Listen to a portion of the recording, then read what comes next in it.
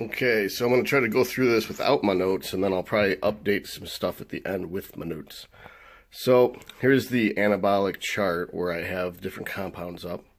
So nandrolone's right here. It's got an androgen receptor affinity of 154. So everything's compared against test, right? So test is 100 androgen receptor affinity, 100 anabolic rating, 100 androgen rating, just for comparison's sake. Estrogen is 20% conversion, so 100 milligrams of testosterone, once aromatase gets a hold of it, is like 100 is 80 test and 20 estrogen and about 5 DHT. So it's really like 75 test, 5 DHT, 20 estrogen.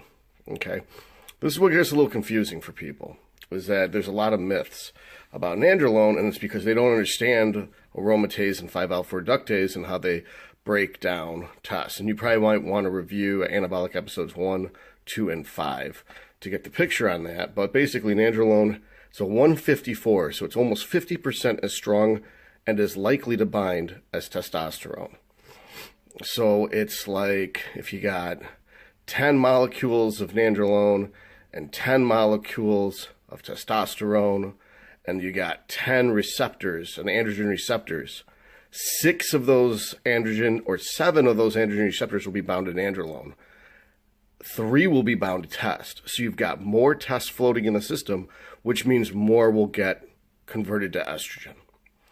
All right, anabolic rating. Now, it's a little confusing, but basically, you see I've got a 400 to 125 and a 10 to a 50. It's because studies are all over the place, but I relooked, and the study that has the 400 has a 20.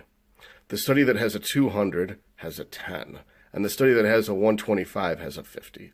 So it's really like a 20 to 1 ratio of anabolic to androgenic rating, which is better than Anavar's 322 to 24. Also, when you consider how much stronger of a binder it is, it's more efficacious for growing muscle to use nandrolone. You see that trend in comparison is much more androgenic. And we'll get to the advantage of that later. Even though it's a weaker binder, it's more androgenic. One thing I want to point out, too, is over here, I added something special, because nandrolones are made from progesterone, not testosterone. Nandrolone has a 20 binding affinity for progesterone receptor. Tren has a 74. Now, before you could jump ahead of yourself and you're like, well, progesterone's good because it deactivates estrogen receptors.